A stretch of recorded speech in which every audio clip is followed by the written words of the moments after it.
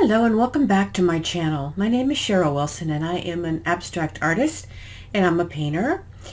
And the reason why I'm talking about I'm a painter, I'm an abstract artist, this lesson this week is, it took me off on a different trail than I thought it was going to take me. I did want to do a set of 6 small paintings and talk about layering, but I wanted to talk about under the realm of minimalism. And the more I started to study, now I've mentioned before that I have studied art myself. I didn't go to school for art. I went to school for information systems. I was a risk manager, so I learned art on my own and through chosen other artists that I felt aligned with what I wanted, where I wanted my art to go. So I had never really studied minimalism. And all this time I thought I'm doing minimalistic art.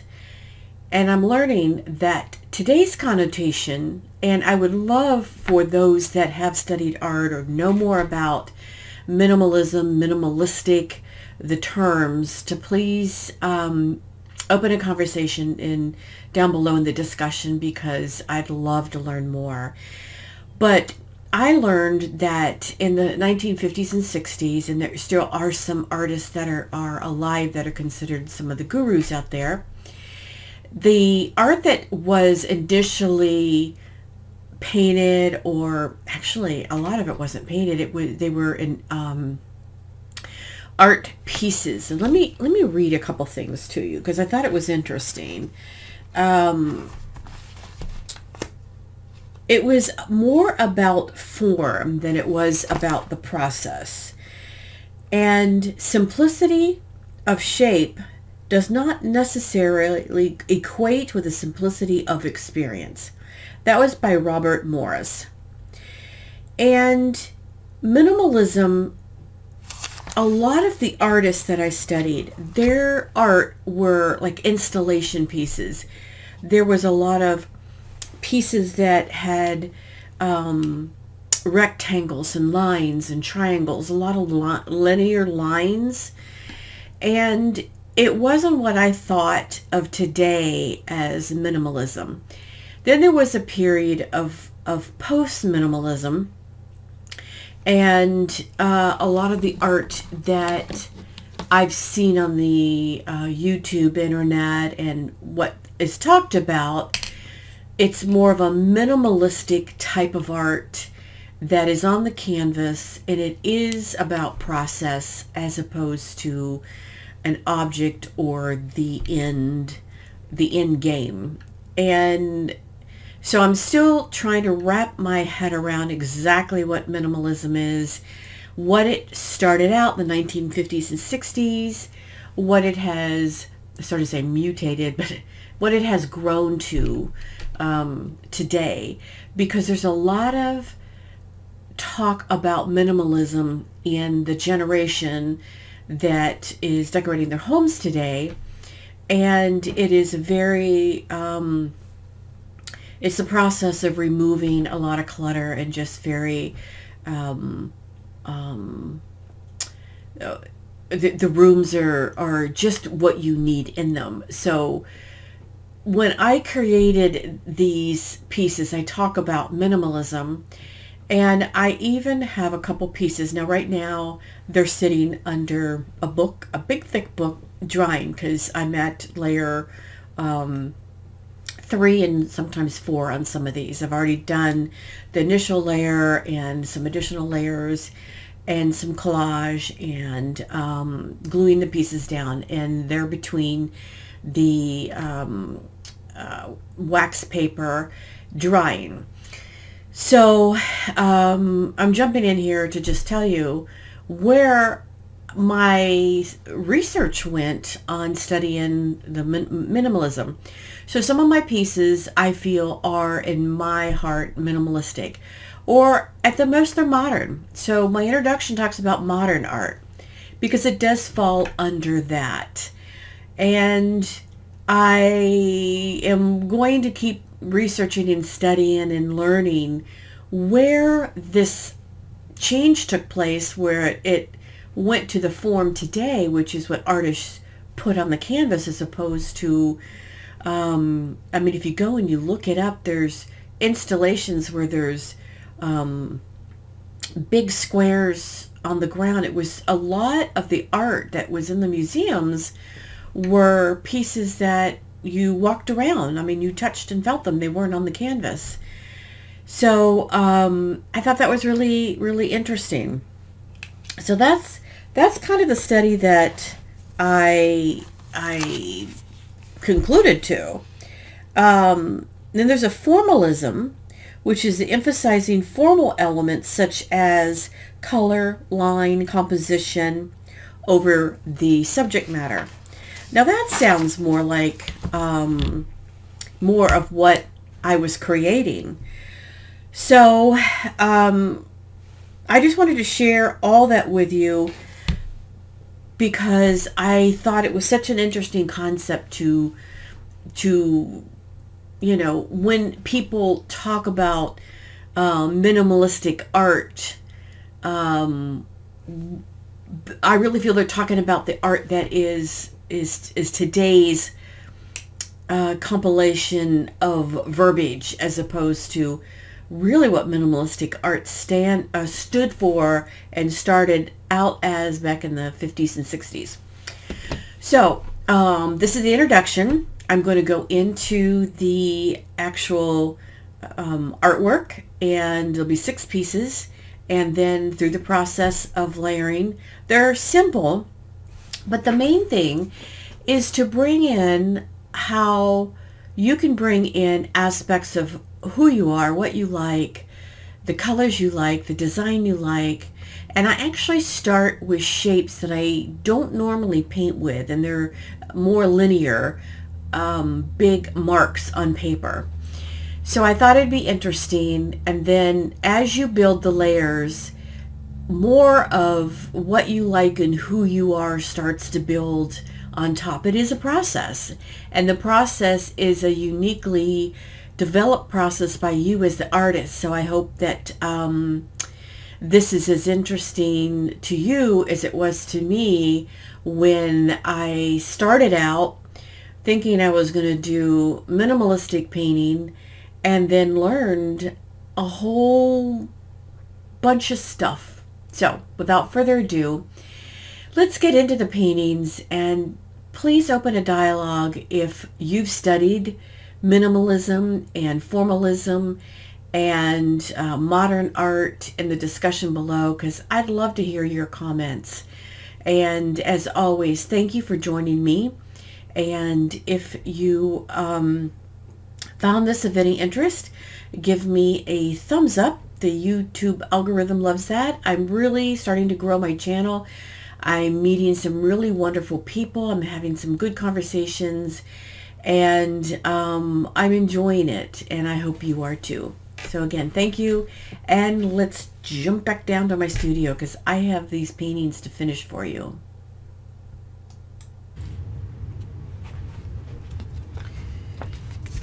All right, so what I'm going to do, and I have the paper, I have 2 going horizontal, 2 going vertical, horizontal, vertical, and I'm going to just start the demonstration of creating minimalistic, smaller paintings with a couple different types of paint. And what I'm using is, I have like a raw sienna.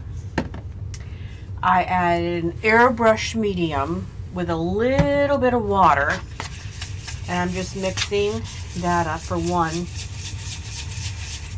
mixture. I'm going to use dirty water from a past painting for one. I'm going to use some inks, acrylic inks, and a high flow. And I'm going to use just whatever tool, a brush, some catalyst, some scrapers, some palette knives, some spatulas from the kitchen, whatever I have here. And this is actually a brush when you get your hair done at the hairdresser. So the concept is to just be a very, very minimalistic strokes on the painting to start as a layer, let them dry, and then move on to the next one. So this paper that I'm using is Strathmore watercolor, 140 pound, 300 GM2, and it's a 9 by 12, and these are great framed. So let's get started on the first one, and I'm just going to do some layering. Since this is watercolor, it will blend in, it will soak into the paper. So I'm going to switch over to this other brush.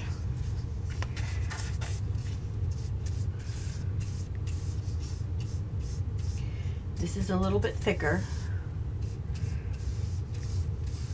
Some strokes here. And I'm going to actually, on this one, add some water.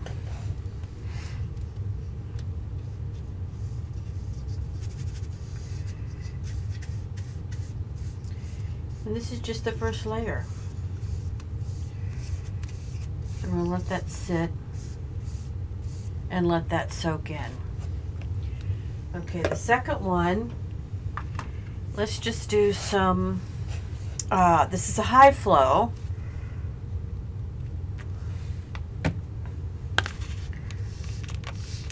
I'm going to add some water. Let's use a catalyst.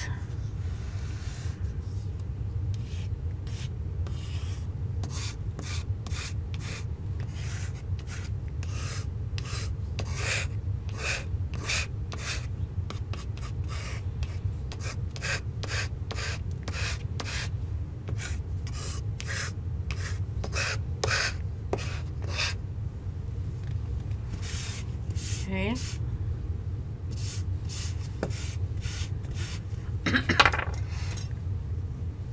This one, I want to flatten it out a little. It's got some bubbles in it.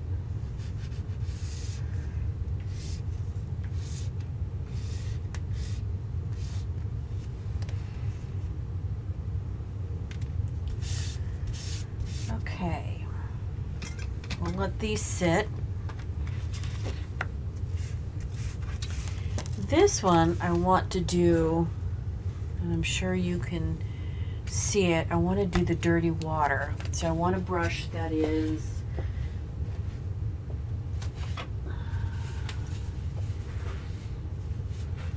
this is just one of those, I think they call it a hack brush. I'm going to dip it in my dirty water.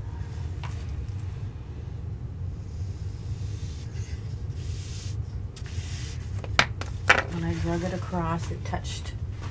Pull that up. Although it's okay.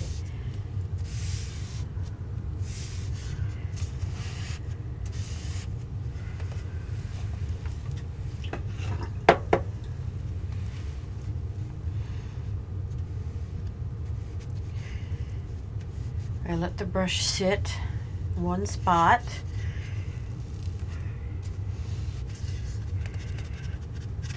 Some splatters on there too, make it a little bit different, and let that sit.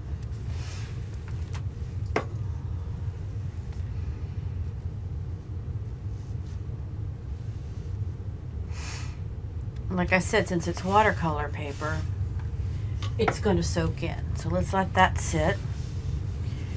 And this last one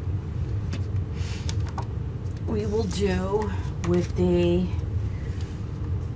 acrylic ink, and I'm going to use a Payne's Gray. Just put it right on the paper. And I'm just going to use another spreader. Let's see, it's kind of big. Let's start maybe with a big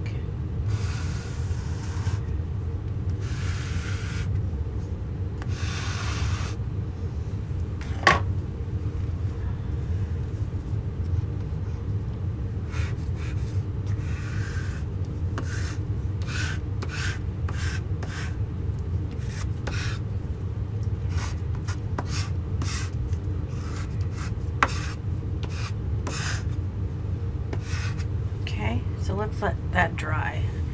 I may go ahead and just, for fun, add a little, and this will buckle, but that's the nature of paper. It will flatten out. You can certainly flatten it out, but I kind of got it an interesting little look. Let me see if I can splatter some of that paint off of there. So let's let these dry, and then we'll see where this takes us for the next layer. Again, this is very minimalistic, so that's what we're going for.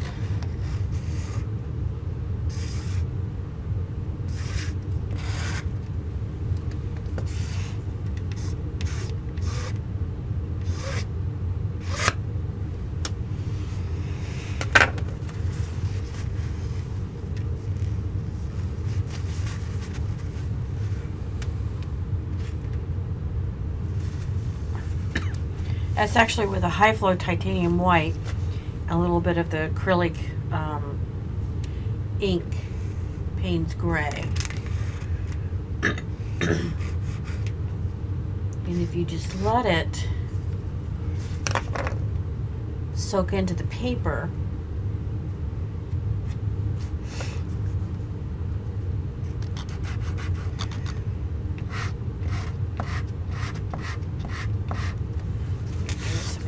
looks.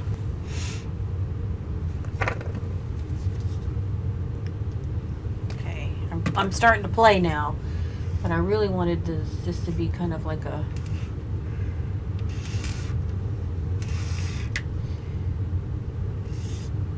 okay, let's let that dry.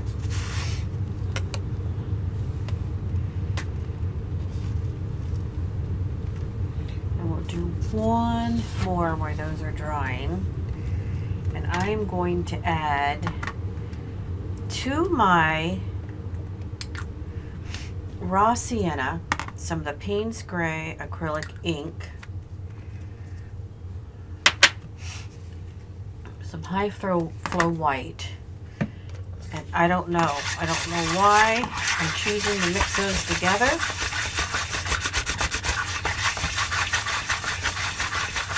Let's see what we get. Add some water, and let's just pour that on, kind of like a gray green. It's really a pretty green.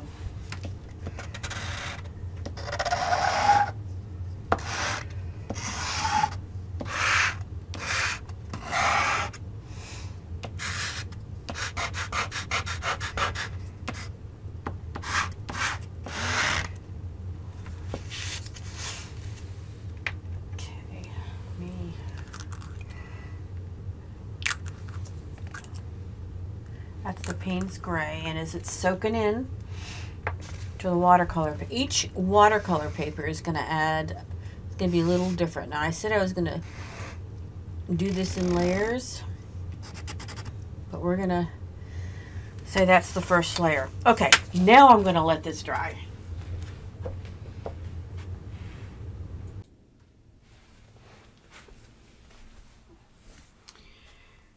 All right, so we're going to jump right into these pieces. So I have 6 pieces where I did the first layer, and they're very minimalistic and very modern. And so I'm going to take it to the next step, and some of them are not going to end up being minimalistic. They're going to end up being just a piece of art that I enjoy. I'm going to be using some of the techniques that I enjoy as an artist, using several of the concepts of the things I love. I am going to keep in mind the balance of size and shape. I'm going to keep in mind the color. And color is not as important to me as value, so I'm going to try to keep in mind value. Now, some of these are going to be more of an intuitive, well, I guess all of them will be more of an intuitive process for me.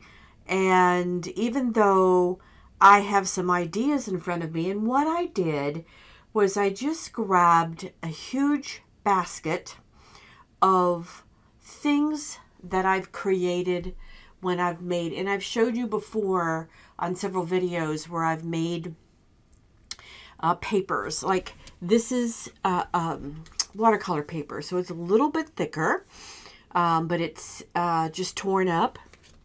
This is an actual piece of wax deli paper. This is a tissue, and I always try to keep a lot of tissue with black marks around. This is again just a piece of like mixed media paper where I had like a flower and I ripped that up. This is some regular tissue from the grocery store, from just the store, not one that I made. The dots are already they came on the tissue paper. This is just some writing that I got off of printer paper. And this was a beautiful piece of watercolor paper where I painted, and then I ripped it in all sorts of ways in such a way that left the white edging. And I thought that'd be really pretty. This was the piece that I did that was the dirty water. So there's not, to me, it's beautiful to me, but for the most naked eye, it's, you know, needs some help. So I thought about adding a contrasting color and a contrasting, this is more a very messy, watery down. This is a more structured piece of watercolor paper and a design. And then I was going to take, and I'll talk you through it, some of the, this is the King art, and this is the Woody, because there's some of the beautiful orange markings in here, and add some more. So let's just get started here, and I think maybe I'll start on this piece and just show you some ideas. And I wanted to lay these out for you. I thought this would be just a very simple piece. And sometimes, what do they say? Less is best. So let me move the rest of these out of the way so that we have room to work.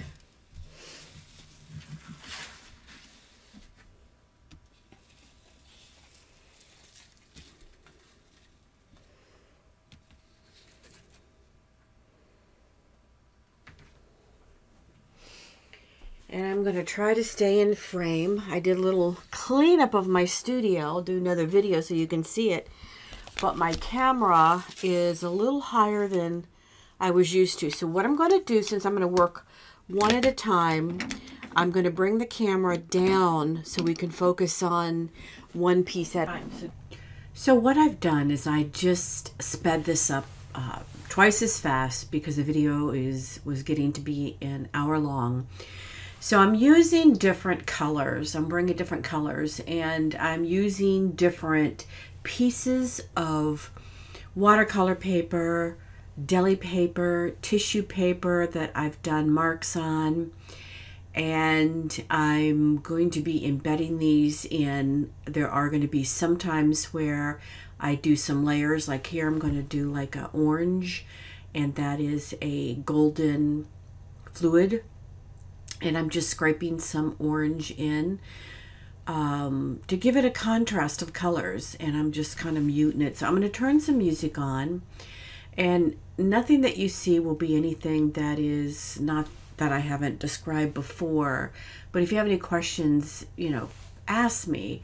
But I'm bringing in just golden paint, some high flows, different scrapers, some woody pencils, some charcoal pencils, and just bringing in some color on each of these. Some of them turned out the way I like them. Some of them I didn't like as well, so I may revisit some of them. So I'm just going to turn on some music and let you watch me add some of these collage pieces and additional layers.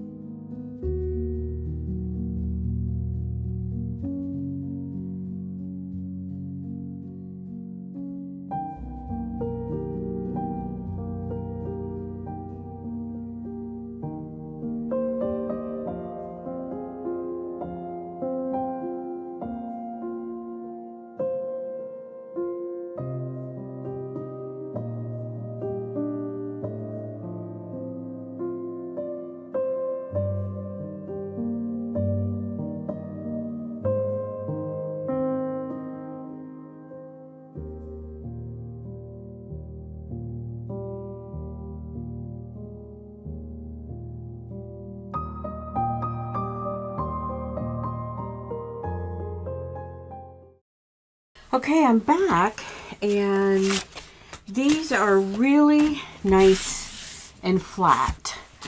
Now, I'm going to be putting some charcoal and some pencil marks, and some of the marks I grabbed, they're going to be water soluble, some are not. There's so many things that I could add. I could add oil pastels. So I use a fixative that is covers all of it, and I've mentioned that in my other videos. Let me go get it. It's a fixative, and it for pastels and oil pastels.